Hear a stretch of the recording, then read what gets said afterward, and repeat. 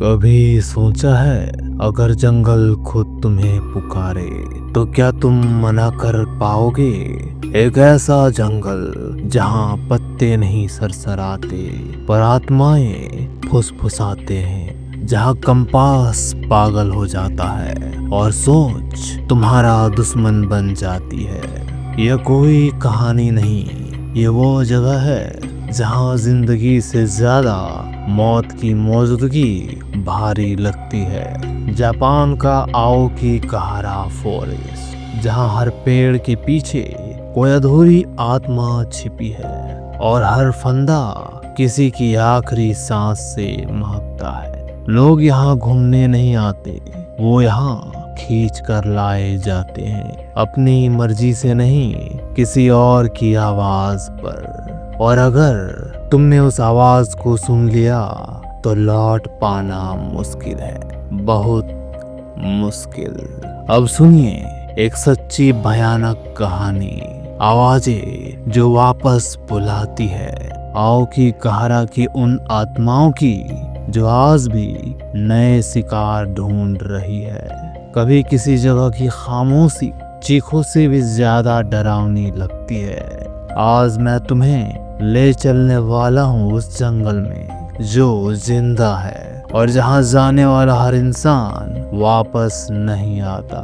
Mount Fuji की छाया में Japan के दिल में बसा है एक जंगल जिसे लोग आत्महत्या का जंगल कहते हैं। ठंडी अक्टूबर की सुबह थी। जापान का आओकी गहरा जंगल, जिसे आत्महत्या का जंगल कहा जाता है, उस वक्त भी वैसा ही खामोश था जैसे सदियों से रहा है। अमेरिका से आए दो यूट्यूबर्स जैसन और लिली एक भूतिया डॉक्यूमेंट्री बना रहे थे। उन्होंने तय किया कि वे इस कुख्यात जंगल में 3 रातें अकेले बिताएंगे, एक दूसरे से दूर अलग अलग जगहों पर टेंट लगाकर। उनका उद्देश्य था इस बात का सबूत इकट्ठा करना कि क्या वाकई जंगल में आत्माएं भटकती है। जैसन ने अपना टेंट एक पुराने रास्ते से करीब 600 मीटर अंदर लगाया था। जंगल इतना खामोश था कि उसके अपनी सांसें भी तेज लगने लगी।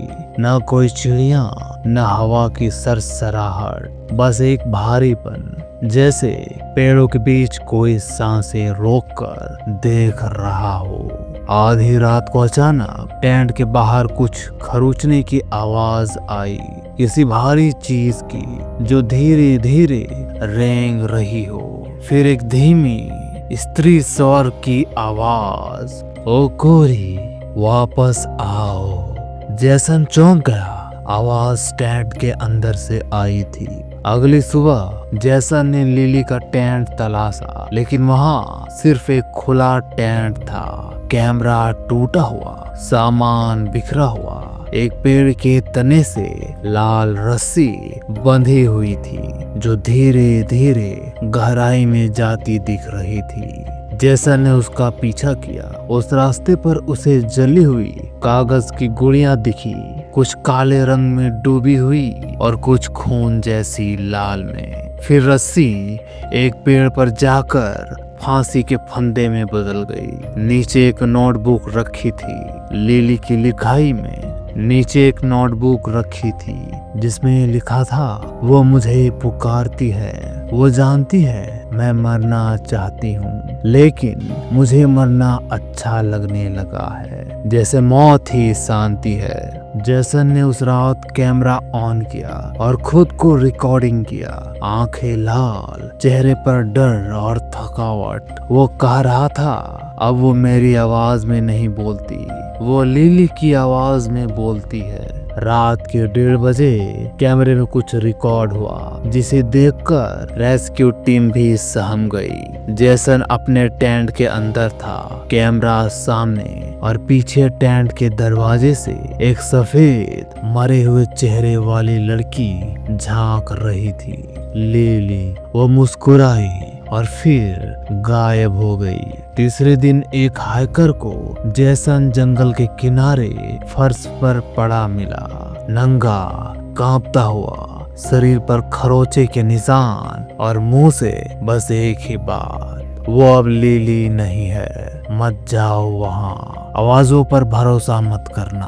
उसका जीपीएस खराब हो चुका था, कंपास पागल हो गया था, जैसे जंगल खुद रास्ते बदल देता हो। लिली आज तक नहीं मिली, जेसन अब किसी से नहीं मिलता। वो अब अस्पताल में है, जहाँ डॉक्टर कहते हैं उसे साइकोजेनिया अमनेसिया हो गया है, यानी सदमे से उसकी यादाश्त चली गई है। तो प्रश्न आता है कि क्या यह केवल कहानी है?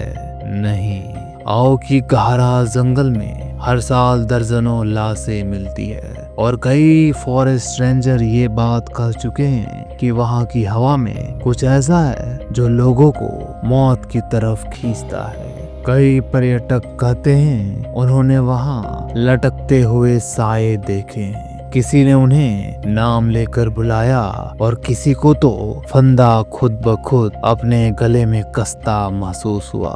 दोस्तों, आज का हॉरर पॉडकास्ट ये कहानी आप सभी को रोमांचक भरी लगी हो तो जरूर इस वीडियो को लाइक करना और हाँ दोस्तों को जरूर शेयर कर लेना और हाँ दोस्तों जरूर सब्सक्राइब कर लेना। तो चलिए हम मिलते हैं अगली पॉडकास्ट में, मतलब कि हॉरर पॉडकास्ट में। Bye bye.